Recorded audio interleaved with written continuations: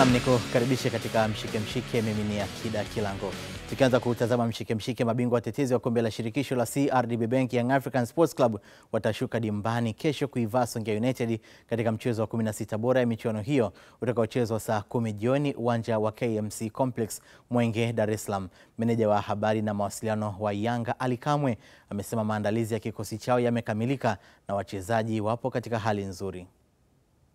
Maandalizi kuelekea mchezo wetu wa kesho wa kombe la shirikisho la CRDB yamekamilika kwa 100%, na tunamshukuru Mwenyezi Mungu. Hata wale wachezaji ambao walikuwa majukumu ya timu za taifa nao wamerejea katika kuhakikisha wanakiongezea nguvu kikosi chetu kuelekea kwenye maandalizi yao. Tunakwenda kucheza mchezo kesho majira saa 10 kamili jioni, na mpinzani aliyekuwa mbele ni Songea United. Inaweza kuonekana ni mechi rahisi kwenye makaratasi, lakini kwenye pitch ikawa mechi ngumu, kwa sababu hapa alipofika Songea United hajafika kwa bahati mbaya. Maana yake ziko timu amezitoa mpaka amekuja kukutana na Young Africans. Sasa sisi kwa nyakati ambazo tupo sasa hivi, nyakati ambazo tunataka kufanya vizuri msimu huu kwa kutetea mataji yote ambayo tuliyatoa msimu uliopita, basi hatuna sababu ya kuangalia uzito wa mpinzani ambaye anayekuja mbele. Tunachokiangalia sisi ni kwenda hatua kwa hatua kwa kufanya vizuri tuweze kutetea mataji yetu, ikiwemo hili la kombe la shirikisho la CRDB. Kwa wachezaji wote wako vizuri na maandalizi yamekwenda vizuri. Ukimondoa Kwasi Atola yao, wengine wote wanasubiri kusikia programu ya mwalimu, kwa maana mipango ya kesho nani na nani anaweza kwenda kuanza kwa ajili ya kuipambania timu yetu iweze kupata matokeo mazuri. Tumeona kwenye michuano hii kuna matokeo mengi ya kushtua. Azam ninavyozungumza hayupo kwenye mashindano, na hata watani wetu walipata wakati mgumu sana kwenye mechi yao. Kwa hiyo hatuna nafasi ya kucheka na mtu yoyote au kumchukulia poa mtu yoyote. Tunakwenda kikubwa kuhakikisha tunaweka statement nzito kuelekea hatua inayofuatia. Wakati huo Ali Kamwe ameomba mashabiki na wanachama wa klabu ya Yanga kujitokeza kwa wingi hapo kesho uwanja wa KMC Complex kuishangilia timu yao dhidi ya Songea United. Niwaombe mashabiki na wanachama wa klabu yetu Young Africans tujitokeze kwa wingi kesho kwenye uwanja wa KMC Complex kuja kuwapa nguvu wachezaji wetu. Baadhi ya mechi za Federation kwa maana ya kombe la CRDB watu kama wamekuwa na uzito hivi kuja uwanjani. Unaona baadhi ya mechi uwanja unakuwa mweupe kabisa. Niombe mashabiki wa Young Africans, haitakuwa jambo la kupendeza na litawasikitisha wachezaji wetu na sisi viongozi wenu, kwa sababu tunaweka nguvu kubwa, tunaandaa timu yote kwa ajili ya mchezo huo bila kudharau mpinzani au aina ya mashindano. Hivyo tunaamini na nyie mtakuja kwa wingi sana kesho KMC Complex kuwapa nguvu wachezaji wetu tuweze kushinda mchezo huo inshallah. Tuanze focus na mchezo unaofuatia ambao utakuwa ni wa ligi kuu. Karibuni KMC Complex kesho tupate burudani wananchi. Timu ya Songea United imefanya mazoezi ya mwisho uwanja wa KMC Complex kujiandaa na mchezo wa kesho wa kombe la shirikisho la CRDB Bank dhidi ya Yanga. Kocha mkuu wa timu hiyo Meja mstaafu Abdul Mingange ameweka wazi ugumu wa mchezo, huku akiahidi kupambana mwanzo hadi mwisho. Kama ulivyosema, sisi ni underdog kwa Yanga. Sisi tuko championship, wao kwenye NBC Premier League. Lakini si hivyo tu, na wao ndio watetezi. Washachukua mara 3 kombe hili. Na wana wachezaji wazuri wenye uzoefu, wanatumia nafasi wakizipata. Kwa hiyo vijana tumewaelekeza wawe waangalifu, tucheze bila makosa mengi pale nyuma. Tukifanya hivi watatuadhibu kwa kiasi kikubwa cha magoli. Lakini la pili, tusiogope, tucheze mpira unachezwa. Tuwakabe pale ambapo washachukua mpira, na tuhakikishe kwamba njia zote unazozitumia kwa kupitia pembeni katikati tujitahidi kwa kadri ya uwezo wetu. Kwa hiyo hilo nimewaelekeza, na tumefanya mazoezi siku 4, nafikiri zinatosha siku 4 kukabiliana nao, ingawa intensity yao ni kubwa kuliko ya kwetu. Unajua unapocheza na timu kubwa wakiona unaweka upinzani na wao wanaongeza nguvu. Lakini yote na yote tutapambana kesho, tuone hali itakayokuwa. Kwa kweli vijana wana morali, tumefanya mazoezi mazuri, viongozi wametuhudumia vizuri, tumekaa mahali pazuri, tumepata uwanja mzuri wa Azam. Viongozi wa Azam walitupa uwanja, tunawashukuru kwa hilo. Kwa hiyo uwanja tunaochezea kesho ni kama ule wa Azam. Kwa hiyo kwenye uwanja hakuna tatizo, tumepata vifaa vinavyostahili kufanyia mazoezi. Mimi nafikiri wana morali kwa sababu wanaona wakicheza na timu kubwa watapata nafasi ya kucheza na wachezaji wakubwa, watajifunza mengi katika mchezo huo. Kwa hiyo na sisi walimu tutajifunza vivyo kutoka kwa timu kubwa. Kwa hiyo tunachotegemea ni kwamba tucheze vizuri, tuwafurahishe wapenzi wetu, na kama basi tutapoteza, tusipoteze kwa idadi kubwa ya magoli. Hasa hilo ndio lengo langu. Mashabiki wa Yanga wamesema hawana wanachohitaji katika mchezo wa kesho dhidi ya Songea United zaidi ya ushindi ambao utawafanya watenge hatua ya robo finali ya kombe la shirikisho la CRDB Bank. Utakuwa mchezo mgumu kwa sababu mchezo wa mpira hamna mechi rahisi, lakini kwa uwezo wa kikosi chetu na kwa maandalizi ambayo tunayafanya siku zote, mimi naamini tutapata matokeo mazuri tu kwenye huo mchezo. Tukiongelea mechi ya kesho, wachezaji wetu tukiangalia, ndio kuna wengine walikuwa timu ya taifa, lakini Yanga ina kikosi kipana. Ukiangalia wachezaji waliokuwepo pale wote wanaanza kuchezea Yanga. Hakuna hata mchezaji mmoja kumkosa au wawili tukasema mechi hatuwezi kucheza kutokana labda tuna wachezaji majeraha tuiombe TFF au bodi ya ligi tusogezee mechi. Sisi hatuna hizo. Kutokana na mechi kikosi chetu wote wachezaji wasajiliwa na wote wana umuhimu kuchezea Yanga. Na mimi wachezaji wangu wamejiandaa vizuri. Wana maandalizi ya kutosha kwa sababu hata hivi tulipata hapa, japokuwa hapa kati tulicheza mechi ya kirafiki na hii timu ya Singida, kwa tumepata challenge kidogo nzuri. Kwa mimi nilivyoangalia mpira, wachezaji walicheza vizuri. Hivyo nina uhakika naenda kupata matokeo mazuri kwa sababu kikosi changu ni kikubwa, ni kipana, na pia naamu ya kuangalia mchezo kwa sababu na muda mrefu kidogo hapa katikati sijaona kikosi changu kikiwa kazini. Kwa mimi nategemea ushindi wa magoli mengi, ushindi mtamu. Baada ya kuwatazama mashabiki hawa Yanga wakiuzungumzia mchezo wa kesho, muda huu moja kwa moja naungana na meneja wa habari na mawasiliano kikosi cha Simba Ahmed Ali, na kubwa ni kuhusiana na safari ya kikosi hicho ambacho muda huu tayari kimeshafika pale Misri. Ahmed Ali, habari ya muda huu? Salama kabisa, habari za kwako? Ahmed Ali, kama unanisikia? Nakusikia, habari za kwako? Naam, habari ya muda huu ni nzuri. Tufahamishe hali ya safari ilivyokuwa na kama tayari mmeshaungana na wachezaji wengine waliokuwa katika majukumu ya timu ya taifa. Ahmed Ali.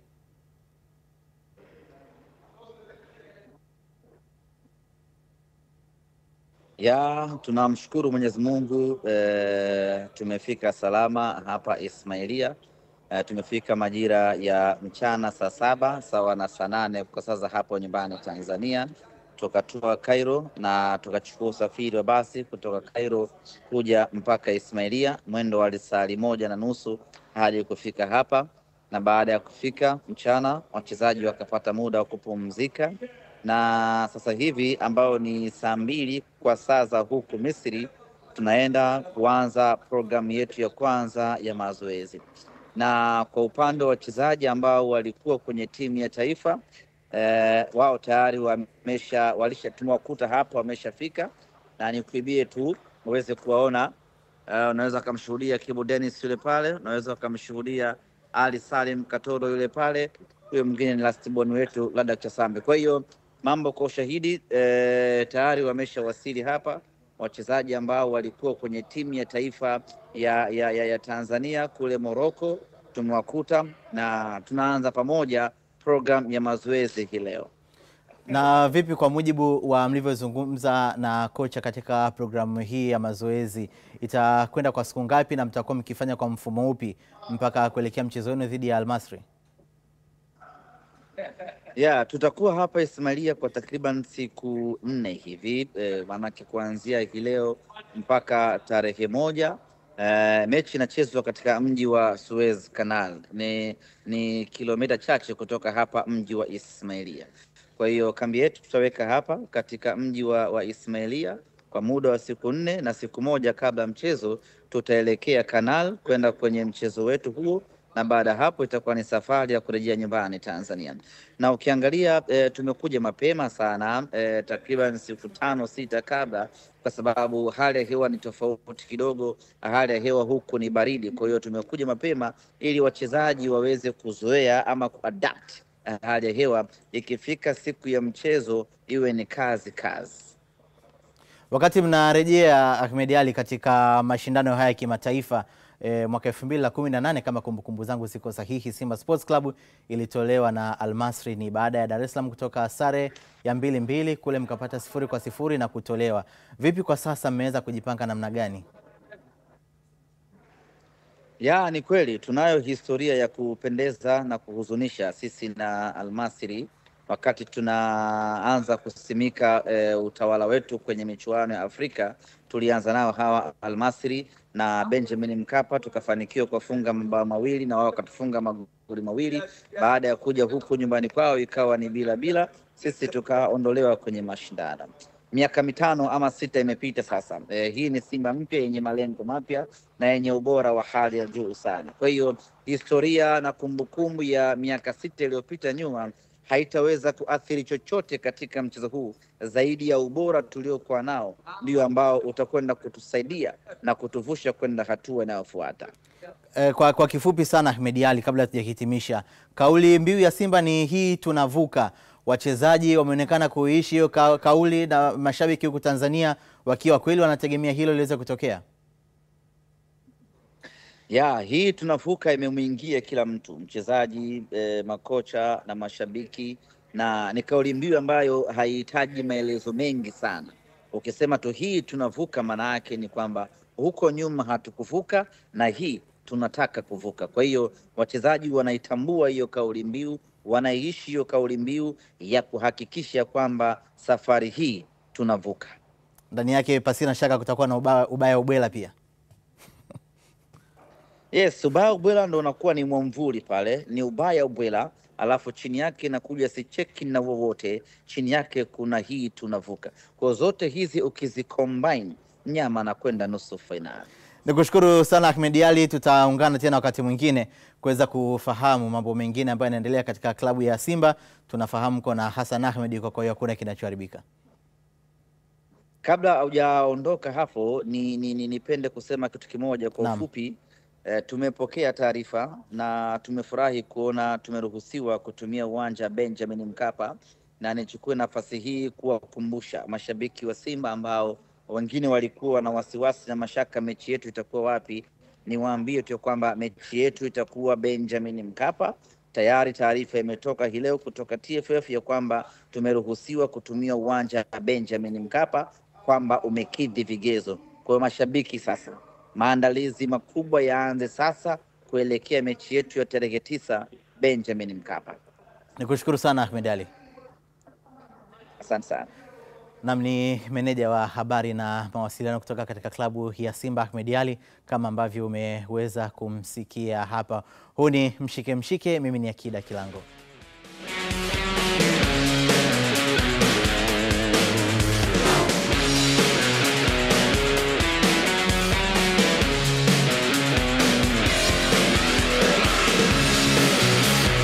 Tena katika Mshike Mshike, kocha mkuu wa Kagera Sugar Juma Kaseja amezidi kuingarisha timu hiyo baada ya leo jioni kuingoa Tabora United kwa mikwaju ya penalti 3-5 katika mchezo wa hatua ya 16 bora ya kombe la shirikisho la CRDB Bank, na sasa kikosi hicho kimetinga hatua ya robo finali ya michuano hiyo.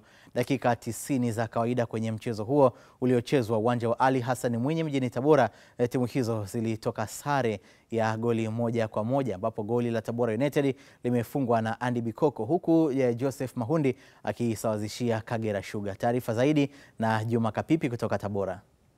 Ulikuwa ni mchezo wa kasi ya aina yake, huku Tabora United wakiwa nyumbani walitaka kuonesha ukubwa wao.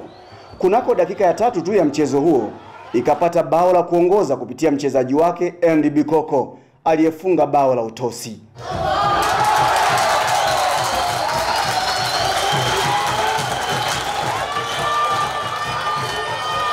Kagera Sugar walirejea tena uwanjani kujipanga upya ili wasidhalilike ugenini. Kunako dakika 28 ya mchezo huo wakapata bao la kusawazisha kupitia mchezaji wake Joseph Mahundi, bao lilodumu mpaka dakika 90 ya mchezo huo na kufanya kwenda kwenye mikwaju ya penalti.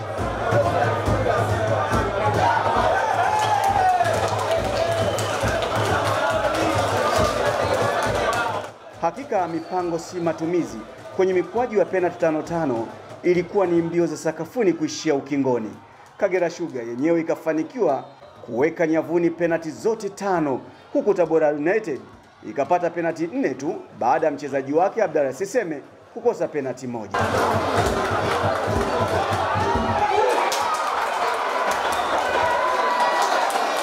Baada ya mchezo huo nikazungumza na makocha wa timu hizo mbili, nikianzia na Juma Kaseja wa Kagera Sugar kisha Halfan Mbonde, kocha msaidizi wa Tabora United. Asilimia kubwa ni wao, kwa sababu sisi tunaleta mbinu kuja kucheza uwanjani, wao ndio wanaenda kuzitafsiri. Kwa hiyo wao wameenda kufanya kile ambacho tulikifanya kwenye mazoezi.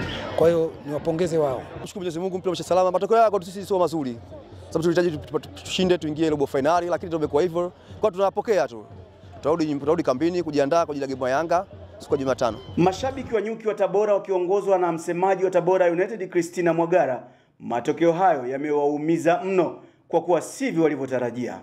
Mechi imeshaisha, tumetolewa kwenye hii michuano katika hatua ambayo kimsingi hatukutamani tu katika hatua hii, na badala yake sasa tunachukua matokeo haya kama changamoto. Kwa matokeo hayo sasa Kagera Sugar wamepata tiketi ya kuendelea na hatua inayofuata ya robo finali katika michuano hiyo ya kombe la shirikisho la CRDB.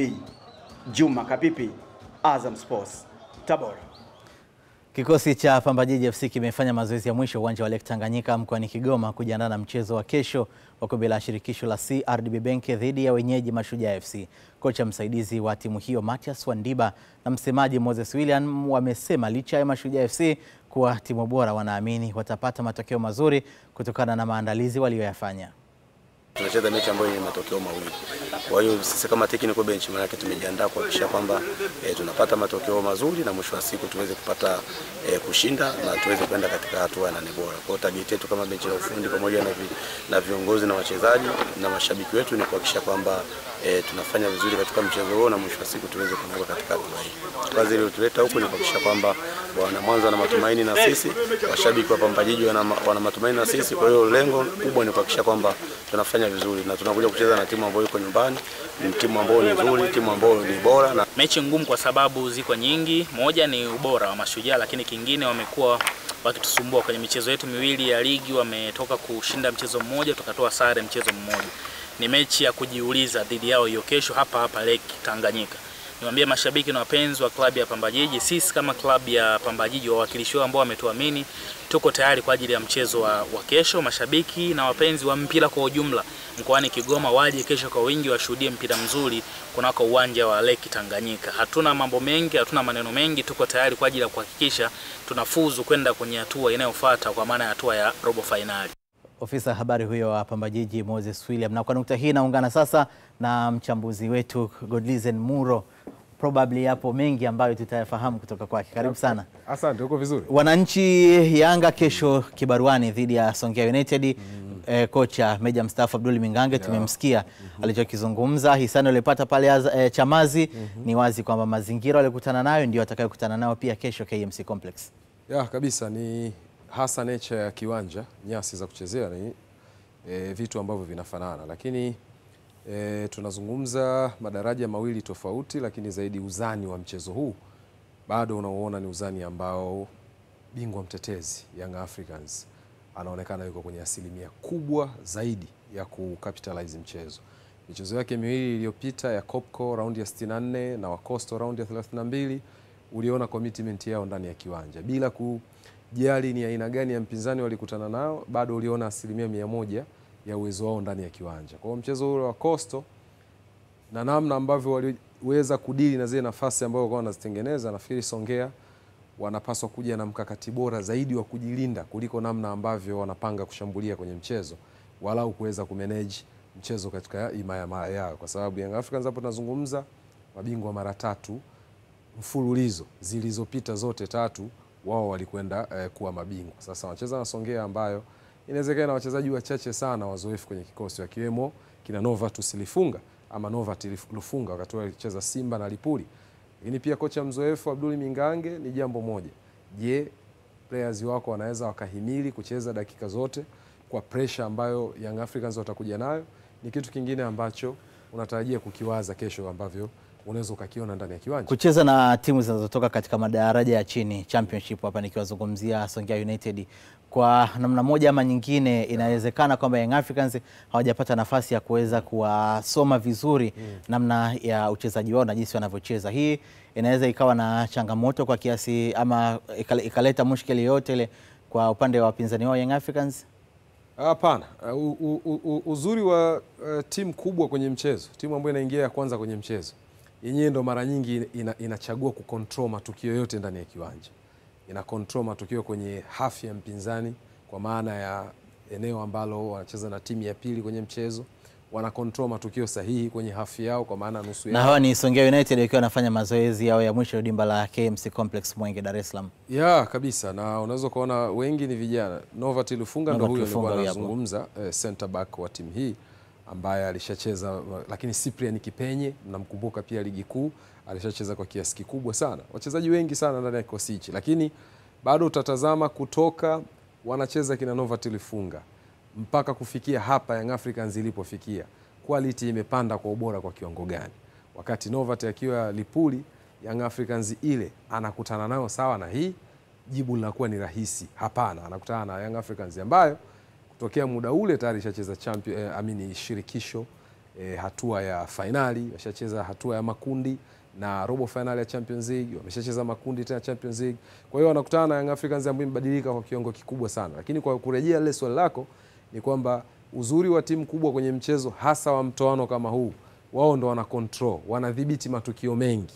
Ikitokea wanaingia kwenye mtego wa wapinzani ambao walikuwa ni timu ya pili kwenye mchezo, mara nyingi inatokea kama tu umepata wachezaji ambao wana daraja la juu sana kwenye kikosi hicho kidogo unachokiona, wakaweza kutumia hayo matukio. Lakini vipi kuhusu wachezaji sasa wa timu kama Songea United kutaka sasa kuitumia nafasi ya kucheza dhidi ya Young Africans kuweza kuonesha kile walichonacho, ili basi michezo takriban kama 7 kwa timu nyingine na nyingine 8 iliyosalia katika ligi kuu NBC nao waweze walau kuonekana sehemu moja?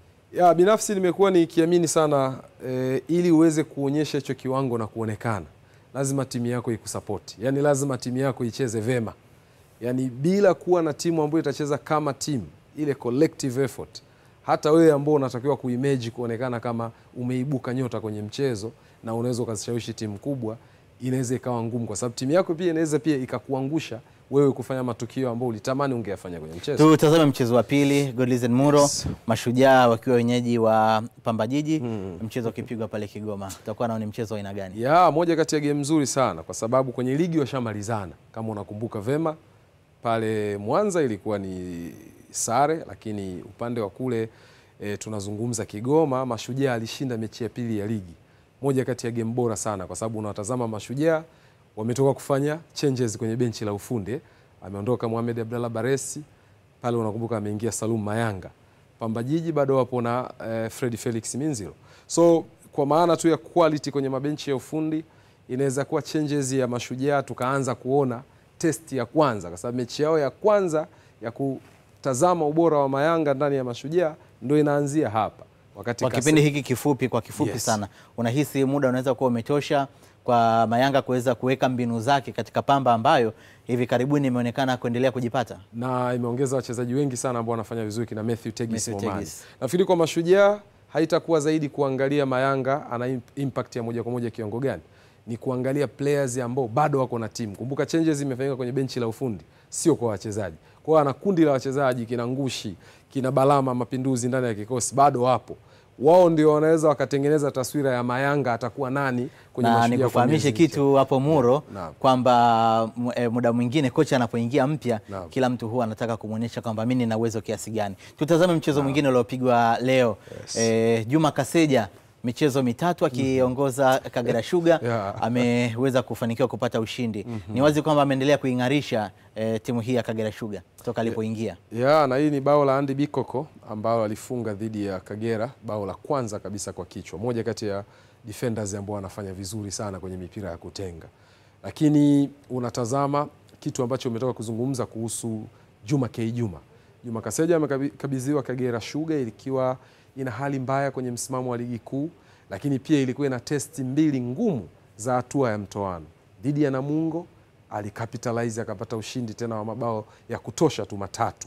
Lakini anakwenda kucheza dhidi ya Tabora, timu ambayo msimu huu imecement daraja lake. Baada ya daraja la timu mbili za juu, Simba na Young Africans, daraja hili la Azam na Singida Black Stars, lakini unaona sasa hapo anaingia kwenye daraja lake lingine. Lakini Kagera wanafanikiwa, wanasawazisha, wanarejea tena kwenye mchezo, lakini wanakwenda kushinda kwenye changamoto ya mikwaju ya penalties. Kwa hiyo unachoweza kukiona ni labda boost nzuri ya morali ya timu ambao Juma Kaseja kaipeleka. Alishakuwa nahodha kwenye vilabu tofauti tofauti ikiwemo Simba, ikiwemo national team. Ameshai kufanya kwenye ubora. Tunasema ni champion, ni tayari bingwa kwenye wakati wake akicheza. Sasa anaanza kutengeneza sasa ile mizizi ya ubingwa kwenye nyakati za yeye akiwa kama kocha. Kwa hiyo nafikiri kwa Kagera wanaweza kwa kitu ambacho kimeongezeka zaidi, isiwe kiufundi, isiwe mbinu sana, ikawa ni mentality. Akili yao namna ambavyo wanatafsiri saikolojia ya michezo kama hii hasa ya mtoano. Sasa kwa kifupi sana, kwa namna unavyowatazama Kagera Sugar toka alipoingia Juma K. Juma, unawaona wakizidi kusonga mbele kwa kifupi sana? Kwa sababu test yanayokabiliwa nayo ni kuitoa Kagera pale kwenye mistari ya hatari ya kushuka daraja, kuanzia ile mekundu ya njano na kuendelea, kuibakisha katika eneo salama. Hicho ndicho ninachokiona. Kwa hiyo ninachokiona kama morali ina boost, manake eneo la kiufundi na kimbinu linaweza likasucceed, likafanikiwa kama morali ya wachezaji iko juu. Umemwona Christina Mwagala kile alichokizungumza baada ya kupoteza mchezo huu tarehe 2, wanaenda kukutana na Young Africans ambao aliifunga 3-1 pale dimba la Azam Complex Chamazi. Utaenda kuwa ni mchezo wa aina gani? Moja kati ya mechi ngumu, mechi ya kisasi kwa Young Africans, lakini haishi kuwa mechi ya kisasi. Ni mechi ambayo inatoa mtazamo wa nini kinaendelea kwenye msimamo wa ligi. Kwa sababu kumbuke wameshatai kwenye michezo. Young Africans michezo 22, Simba Sports michezo 22. Gap ni alama moja tu, 58 kwa 57. Ni mechi ambayo inamtathmini bingwa mtetezi Young Africans kuongeza gap lake dhidi ya timu ambayo inafukuza nyuma hapa Simba Sports. Lakini mechi ina kisasi cha Young Africans walipoteza nyumbani, wangependa washinde pia ugenini. Lakini mechi ya madaraja ya wachezaji ambao wangependa kuonyesha ubora kwenye mechi kubwa. Tabora wanazipenda mechi kubwa kwa sababu wanaamini ndio showcase yao, wanakwenda kuonyesha ambacho wamekuwa nacho. Nikushukuru sana Godlisten Muro. Asante sana. Na neno moja hujalitumia. Probably. Baadaye tutaonana. Na ni mchambuzi wetu huyo Godlisten Muro akitupitisha katika michezo hii ya kombe la shirikisho la CRDB Bank ambayo kwa sasa imezidi kufika patamu kweli kweli. Ni kusisitize kwamba pia kisimbuzi chako 28,000 basi uweze kutazama michezo hiyo, ikiwemo ile pia ambayo itapigwa kesho, na kama ambavyo tumeweza kukufahamisha hapa.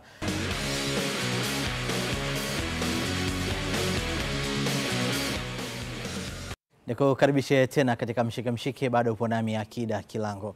Muda mchache uliopita tumetoka kuzungumza na meneja wa habari na mawasiliano wa klabu ya Simba Ahmed Ally, na ametufahamisha kuhusiana na klabu hiyo kwenda mazoezini muda mchache unaokuja, ikiwa muda huu ni saa 2 kwa saa za Misri. Lakini mapema leo, mara baada ya kikosi cha Simba kutua pale Misri, mwenzetu Hassan Ahmed alifanya mazungumzo na Ahmed Ally, na kubwa ilikuwa ni kufahamu namna ambavyo Simba walisafiri mpaka kufika pale Misri. Naam, kikosi cha Simba kimewasili salama bin Salmin hapa Ismailia nchini Misri baada ya safari kutoka Dar es Salaam Tanzania. Na hapa niko na mkuu wa idara ya habari na mawasiliano wa klabu ya Simba Ahmed Ally. Kwanza anaanza kwa kutueleza ratiba kamili ya leo ikoje mara baada ya timu kuwasili hapa Ismailia. Tunamshukuru Mwenyezi Mungu, tumefika salama kituo chetu cha mwisho ambapo ni hapa Ismailia. Safari ilianzia Dar es Salaam majira ya saa 11 na ikawa ni Dar es Salaam mpaka Cairo, na baadaye tukatoka Cairo kwa njia ya usafiri wa basi mpaka kufika hapa Ismailia. Leo usiku tunaanza rasmi programu yetu ya mazoezi. Kwa sasa wachezaji wetu wanakwenda kupumzika, na jioni tutaanza rasmi programu ya mazoezi kuelekea katika mchezo huo. Wachezaji ambao walikuwa kwenye timu ya taifa Tanzania pale Morocco, wao tayari wameshawasili, tumewakuta hapa. Kwa wale ambao tumekuja nao tunaungana kwa pamoja kuanza maandalizi rasmi kuelekea katika mchezo wetu wa tarehe 2 ya mwezi wa mwezi wa 4. Kila kitu kimekwenda vizuri, hatujapata changamoto ya aina yoyote katika airport zote mbili, na kila kitu kimekwenda sawa sawa, na vijana wote wapo katika hali nzuri, wanasubiri tuanze rasmi mazoezi ya kumkabili mpinzani wetu Al Masry. Niseme tu ya kwamba kwa upande wetu Simba Sports Club, jukumu la kwanza la kufika hapa limekamilika. Jukumu la pili ni kuanza mazoezi, na jukumu la tatu litakuwa ni kumkabili mpinzani wetu. Tutaweka kambi hapa Ismailia kwa muda wa siku 4, na siku ya mwisho tutaondoka hapa kuelekea Suez, ambao ndio mji utakaochezwa mchezo wetu na wapinzani wetu Al Masry. Hali ya hewa ya hapa ikoje, na pengine inaweza ikaathiri kwa namna moja ama nyingine kuelekea kwenye mchezo wenu dhidi ya Al Masry? Yes, kuna baridi na ndio maana tumeamua kuja mapema. Ukiangalia hii leo ni tarehe 28, tuna takriban siku 4 hapa hadi kufika tarehe 2. Binadamu ana uwezo kuadapt hali ya hewa ya tofauti baada ya masaa 72. Ukiangalia kwa sisi kutoka hii leo mpaka siku ya mchezo wetu, wachezaji wetu wataweza kuzoea hali ya hewa ya hapa na hatimaye kufanya vizuri katika mchezo wetu.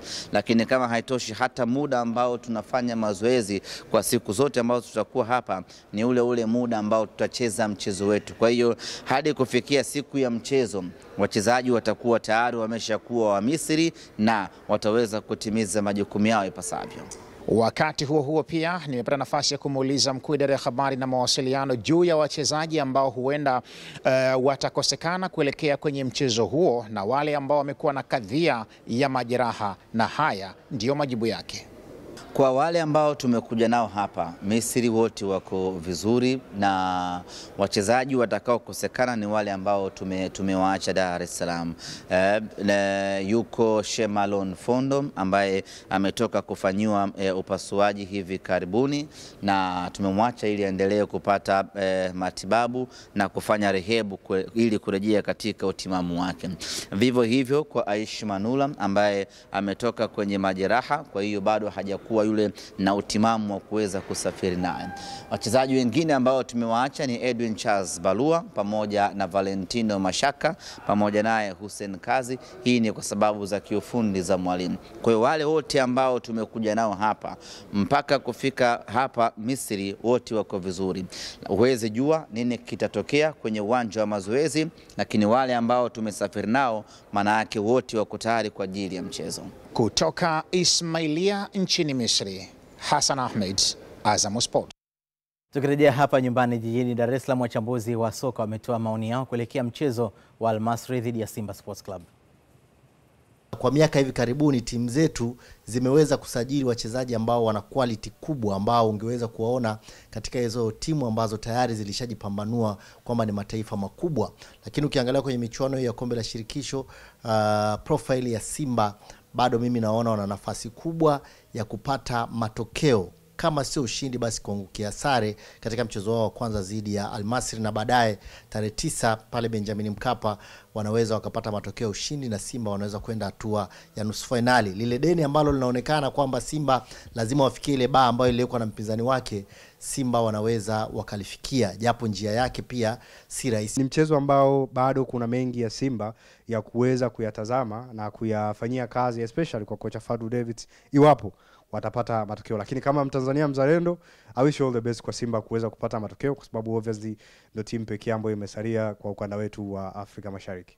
Mambo yametulia kabisa, na ndio maana umeweza kuona hata kwenye ligi watu walitarajia kwa namna Simba walivyomaliza last season wangeyumba sana, lakini chombo tu imetulia, inaenda inapambana na vita vyake. Kwa hiyo naamini kwa kutulia huko nje ya uwanja kutapelekea watulie katika ndani ya uwanja na kucheza vizuri sana dhidi ya Al Masry. Kama sio kushinda kabisa, basi kupata sare. Ndio mashabiki maarufu wa Simba jijini Dar es Salaam, Mzee Saidi Muchacho Babalao na Adnan Kashogi wametamba timu yao kuibuka na ushindi dhidi ya Al Masry Aprili 2 mwaka huu. Kwanza mimi nasema mchezo utakuwa ni mgumu, lakini sisi tunakwenda kule kwa mahitaji kwamba sisi kule mwana tushinde. Mwana kama tukushinda tupate hata goli moja, mwana hata ama tupate draw. Lakini akija hapa kwetu kwa Mkapa kama tunavyozungumzaga kwa Mkapa hatoki mtu. Hii mechi mimi nakwambia sisi tunapita kwa kuingia robo finali. Mwawala mimi sina sosote mwaka huu. Mwawala Simba tutaingia mpaka nusu finali, tutaingia mpaka finali. Tuna uwezo mkubwa sana kwamba tuna timu yetu ni nzuri. Mwawala timu ni nzuri. Mwawala na wachezaji washirikiane kwa pamoja na viongozi. Mwawala tupate kupata matumaini, tupate matumaini mazuri kwa mchezo wa tarehe pili. Mwawala mimi mwenyewe alikuwa nende, lakini kutokana na kwamba kikazi nimeshindwa kwenda, lakini mimi sina wasiwasi wote kwamba mechi hii tutashinda. Mchache baba lao, Simba baba lao. Simba tunaenda kucheza kwao, lakini sisi sasa hivi tunaenda kucheza sio kama ugenini tena. Simba tunaenda kama wenyeji. Kwa nini nakwambia kama wenyeji? Kwa sababu tukiangalia recent form ya Simba ugenini, tumekuwa tukishinda au tukipata matokeo mazuri ambao ni kama ya nyumbani. Tunaenda kwa kujiamini sana. Wana Simba tujitokeze kwa wingi kwenye runinga zetu. Tuweke vingamuzi tuvilipie. Azam Sports 1 HD nadhani ndio itakuwa ikionyesha. Tujiandae kuangalia mchezo huu. Na ni wanachama hawa klabu ya Simba. Na sasa naungana tena na mchambuzi wetu Godlizen Muro. Tumesikia wana Simba kile ambacho wanakizungumza kuelekea mchezo, na tukitazama raundi ya pili, Simba walianzia hapo. Mchezo wa kwanza dhidi ya Al Ahly Tripoli ilikuwa ni suluhu, lakini walipokuja kukipiga dhidi ya Al Hilal Tripoli hapa nyumbani, Al Ahly Tripoli hapa nyumbani wakapata ushindi wa mabao 3-1. Tuanzie hapo Muro. Unazungumza Ahly Tripoli ya Agustinho Cristovao Pasensia Mabululu ambaye ndo alifunga bao moja, wakati Simba akipata ushindi wa mabao 3-1. Kwa hiyo aggregate ya 3-1 iliwawezesha Simba kwenda hatua ya makundi. Walianzia hatua hii kwa sababu tayari kwa renki yao kwenye ubora wa vilabu barani Afrika top 10 waingia kama nafasi ya 7, ilikuwa inawaruhusu wao kwenda kwenye preliminary round hatua ya pili. Na tuwatazame wapinzani wao Al Masry wao kwa upande wa michezo yao, nao pia wakiwa wameanzia katika hatua ya pili kabisa dhidi ya Al Ahly Benghazi, Al Hilal Benghazi ya Libya, aggregate ya 5-5 kwa sababu wao walipoteza 3-2 ugenini Libya, lakini wakaenda Misri wakaweza kufanikiwa kupata mabao 3-2. Wakaenda katika hatua ya penalty. 5-5 penalty wakavuka wao, na ikawasababisha sasa kwenda moja kwa moja kwenye hatua ya makundi.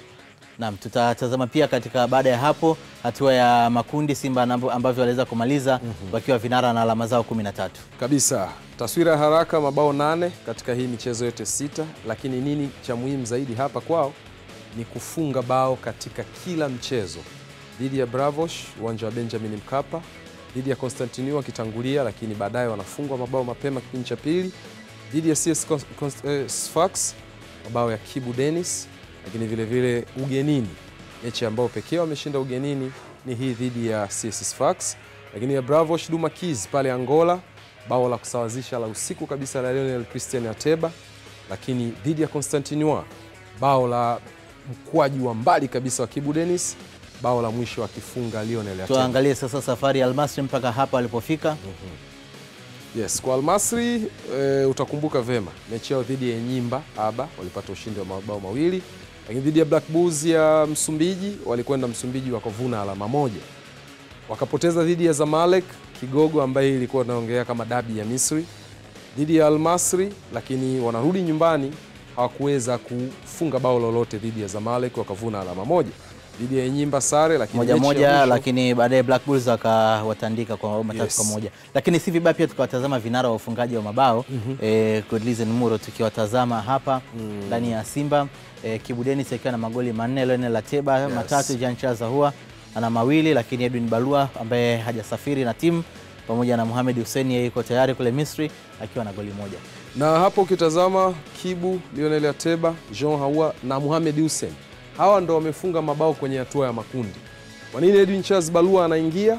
Ni kwa sababu alifunga bao mojawapo dhidi ya Ahly Tripoli kwenye ile mechi ya kutafuta kwenda hatua ya makundi, bao la 3 na la ushindi kwa Simba Sports. Kwa hiyo Edwin Balua hakufunga bao hili unaloliona kwenye hatua ya makundi, bali alifunga kwenye ile hatua moja kabla ya makundi. Lakini hawa waliosalia wote mabao yao wameyafunga kwenye Godlizen Muro. Hii ni wiki ya moto. Naam. Na si vibaya basi nikakupitisha wala uweze kuona ile michezo ambayo tutaionyesha weekend hii.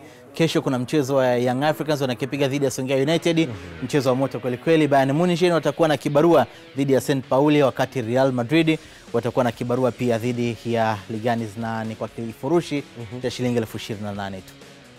Mtaki kuuliza wiki ya nini? Mwambie wiki ya moto. Probably kwa faida yako pamoja na watazamaji wako. Ni kushukuru kwa sasa, tuelekee mapumziko mafupi. Tutakaporejea nitakwenda kuitazama mashemeji dabi, lakini wewe hautakuwepo. Nikushukuru sana.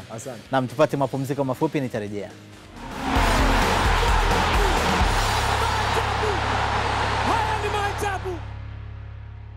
Nikukaribisha tena katika mshike. Mimi ni Akida Kilango, na muda huu tutazame kile ambacho tumeweza kukuuliza kupitia katika akaunti zetu za mitandao ya kijamii, na ni kipi ambacho umeweza kutuandikia katika kurasa zetu, tukianzia na upande wa kutazama swali kwanza, namna ambavyo tuliweza kuliuliza, lakini pia nitakusomea maoni ambayo umeweza kuniandikia, na hilo tutalitazama hapo baadaye kidogo. Lakini kwa sasa tuelekee pale Kenya kuelekea dabi ya mashemeji inayokutanisha AFC Leopards dhidi ya Gor Mahia dimba la Nyayo. Kocha wa AFC Leopards Fred Ambani amejitapa kwamba ushindi ni lazima katika mchezo huo wenye mvuto zaidi nchini Kenya. Fred Ambani ameyasema hayo wakati wa mkutano na waandishi wa habari kuelekea katika mchezo huo utakaopigwa Jumapili na kuonyeshwa mubashara kupitia hapa Azam TV. Sijaicheza dabi mwenyewe, sijaicheza, nimecheza dabi. Na hizo siku zote nimecheza dabi, sijaifungwa na Gor Mahia. So kama sijaifungwa pia sifungwe kama coach. Mimi nimesema hivyo. Na ndio wachezaji, kwa nimeambia wachezaji it's all about it's mind, it's mental. Ni vitu ndogo tu unaweza ongelea wachezaji, then wajue it's a big game kwa mafans, but kwa wachezaji it should be just a normal game. Kwa sababu the moment una hype sana, ndio unaingiza pressure kwa wachezaji, na kwa tena hiyo pressure inakuja affect your game. Hiyo ndio nimwambia kulingana hata na captain ako hapa, anaweza dhibitisha kuwa ilonga nikwambia kuwa this is just a normal game, na watachukulia kawaida, watacheza vile wacheza games zingine na watashinda tu virahisi. To understand these games, emotions really run high, and the games are very intense. Ni mchezo ambao huwa unateka hisia na unakuwa ni mchezo mgumu, na kuna upinzani mkubwa kati yetu. Hivyo ni waombe mashabiki wajitokeze kwa wingi na waje kufurahia mchezo, wawe wenye upendo, kwa sababu mchezo ni upendo na sio uadui. Kwa hiyo ni waite mashabiki waje kwa wingi, lakini tuwahakikishie tutafurahia mchezo kwa amani kama familia. So that at least we portray the beautiful game as a very good game for families and everyone. Yeah. Kwa upande wa Gor Mahia, kocha wa timu hiyo Sinsia Mihi amesema kikosi chake hakitaingia uwanjani na matokeo mfukoni, kwa sababu mchezo wa dabi ya mashemeji Jumapili utakuwa ni mchezo wa kiufundi zaidi, kujumuisha mikakati katika dakika zote 90. You cannot predict, right? We don't know what they will prepare. Like they don't know what we will prepare. Hatuwezi kubashiri chochote kwa sababu hatuwezi kujua jinsi walivyojiandaa, kama ambavyo wao hawajui sisi tulivyojiandaa. Play in the middle block or high pressure, so it's a strategy, you know. Labda wanaweza kuja na mpango wa kushambulia na sisi tukazuia, hatujui. Hawawezi kujua kama tutacheza eneo la kati au tutacheza kuanzia juu, hawajui. Utakuwa ni mchezo wa kimkakati sana kwa sababu ya msimamo wa ligi. Unajua mchezo unavyoanza na mpira ukaanza kutembea, kila kitu kinabadilika. Like you have on your mind or plan with the players. So it's spatial mobility and it's one chaos, right? Football is chaos, organized chaos. So who will have better reaction? Na mambo yanaweza kwenda tofauti kabisa na vile ambavyo ulipanga. Atakayeweza kufanya matendo kwa usahihi na kuwa na nishati ya kutosha. Kama unavyofahamu, nishati ndio jambo la msingi katika mchezo wa soka, kwa sababu ni dakika 90 za kufanya kazi kwa bidii. Bila kujitoa na kucheza kwa bidii, huku kukiwa na umakini katika eneo la ukabaji na kuzuia, hutaweza kucheza soka. Sasa hivi kuna kifaa kama GPS, hivyo ningependa kuona wachezaji wangu wanakimbia hadi kilomita 120 kama ilivyo huko Ulaya na katika ligi ya mabingwa, kwa sababu wachezaji wa Kenya na Afrika kwa ujumla wanaweza kukimbia. Yeah, everyone can run. Why not? Especially Kenyan and African players, they can run a lot. So intensity and volume of the running is the crucial for something better in Africa, not just Kenya, right? Personally, it's a big game for me as a player and also to us as a team, because it is one of the biggest game in the country. Na pia ukiangalia kwa table ni game tunaichukulia na uzito kwa sababu tukipata all the 3 points tuna move to the top. I expect a tough game considering that FC Leopards, they are doing well at the moment. So to me, I think it's a big game and we can't underrate them. We have to give a good fight come on Sunday. Kikosi cha timu ya KMC chini ya kocha mkuu Kalimangonga Ongala kinaendelea kujifua kuelekea kurejea ligi kuu ya NBC mwanzoni mwa mwezi Aprili, ambapo wataanza kwa kuwavaa wajelajela Tanzania Prisons. Ofisa habari wa KMC Khalid Chukuchuku ameeleza hali ya wachezaji na malengo yao kwa sasa. Sasa hivi tunajiandaa na mchezo wetu wa ligi kuu baada ya international break. Sasa hivi timu imerejea rasmi kwenye uwanja wa mazoezi kwa ajili ya mchezo wetu unaofuata wa ligi kuu dhidi ya Tanzania Prison. Mchezo ambao tunatarajia kucheza tarehe 2 mwezi wa 4 katika dimba la KMC Complex. Tunafahamu utakuwa ni mchezo mgumu kutokana na position za timu zote mbili. Tanzania Prison wako katika eneo zuri sana, lakini pia hata sisi KMC Football Club tupo katika eneo zuri sana. Kwa hiyo mazingira hayo yanafanya mchezo uwe mgumu na tutakwenda kupush kwa ajili ya kupata matokeo. Tanzania Prison kwenye mchezo wa kwanza ambao tulicheza katika dimba la Sokoine tuliweza kupata matokeo mabao 2-1. Sasa hivi wanakuja nyumbani. Tunaona Tanzania Prison ni moja ya timu ambayo inaweza kutuchangia alama 6 msimu. Kama msimu uliopita kuna baadhi ya timu ambazo zilichangia alama 6, basi Tanzania Prison tunaona ni moja ya timu ambayo kuna uwezekano mkubwa wa msimu huu tukakusanya alama 6. Lakini kikubwa zaidi ni kwa mashabiki wa mpira wa wilaya ya Kinondoni na jiji la Dar es Salaam kiujumla, mchezo utakuwa ni siku ya Idi Pili, siku ya mapumziko. Tunatarajia kuwaona kwa wingi katika dimba la KMC Complex, na uzuri viingilio vitakuwa bei rahisi.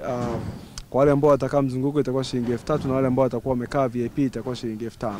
Kwa hiyo nichukue nafasi hii kuwakaribisha wana Dar es Salaam wote kuja kutazama mchezo huo mkubwa wa NBC Premier League.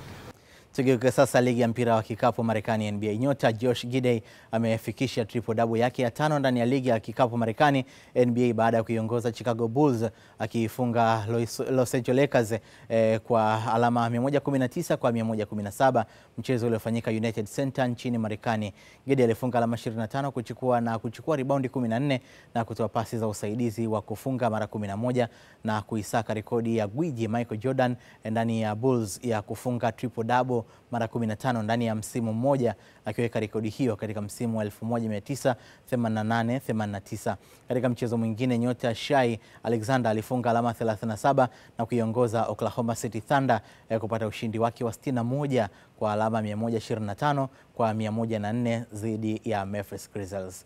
Naam, na sasa ni rejee katika kile ambacho tuliweza kukuuliza kupitia katika akaunti zetu za mitandao ya kijamii, lakini pia niweze kusoma ulichotuandikia. Tuliuliza, una ushauri upi kwa Simba kuelekea mechi 2 za robo finali ya kombe la shirikisho Afrika dhidi ya Al Masry? Hilo ni swali tulikuuliza hivyo, lakini kwa upande wa maoni kupitia Facebook, huyo ni John Mashishanga wa mkoani Mwanza, anasema na washauri viongozi wa Simba wa Instagram. Huyu ni John Mashishanga wa kutoka Mkolani Mwanza, anasema na washauri viongozi wa Simba waweke bonus kubwa kwa wachezaji kama njia ya kuwapa morali ili wajitoe zaidi katika mchezo huu. Pia kocha awe makini sana kwenye sub zake. Lakini Shani Omari anasema Simba inatakiwa kufahamu Tanzania ipo mikononi mwao, East Africa ipo mikononi mwao, wacheze kwa moyo tupate ushindi. Mungu ibariki Simba ipate ushindi. Yeye kama mwana Yanga anaiombea Simba iweze kupata ushindi katika mchezo huo. Tuelekee sasa Facebook na nitamtazama hapa Chata Black TZ. Anasema wakumbuke kuwa ni mchezo wa mtoano, yani sio wa kusaka pointi tena. Kwa hiyo wanapokuwa ugenini sio lazima kushinda, hata sare tu ya bila kufungana ina faida kwa Simba kwa sababu nyumbani watajipanga, na wakishinda hata goli 1-0 basi wanaweza kwenda katika hatua inayofuata. Tuwatakie mchezo mwema. Lakini Glory Daniel yanasema waingie kama timu ya pili, waheshimu wapinzani wao ingawa imewazidi Al Masry kwa kiasi kikubwa. Kwenye kosa moja mpinzani anakuadhibu hapo. Kikubwa wachezaji wa Simba wasiingie kwa pressure, wajitume kwa jasho na damu ili wapate goli ugenini. Kwa hiyo Simba waingie kwa tahadhari kubwa. Hicho ndicho ambacho wameweza kutuandikia kupitia katika upande wa Facebook. Lakini kwa upande wa X, zamani Twitter, nitamsoma hapa huyo. Naam, nitamsoma hapa. Emmanuel anasema mechi ya ugenini ni fursa kujenga msingi mzuri. Simba wanapaswa kucheza kwa nidhamu kubwa ya ulinzi, kupunguza makosa ya kiufundi na kutumia mashambulizi ya kushtukiza, yani counter attack. Sare au ushindi mwembamba ugenini ni faida kubwa. Hayo ndio maoni ambayo umeweza kutuandikia kupitia katika kurasa zetu za mitandao ya kijamii. Wananchi Yanga kutupa karata dhidi ya Songea United hapo kesho, kombe la shirikisho la CRDB Bank. Kikosi cha Simba kimetua salama nchini Misri kuikabili Al Masry, kombe la shirikisho Afrika. Na nyota wa mpira wa kikapu Josh Giddey aisaka rekodi ya Michael Jordan ndani ya NBA. Kufika hapo hakuna la ziada katika mshike. Kwa niaba ya timu nzima, mimi ni Akida Kilango, uwe na mwisho mwema wa juma.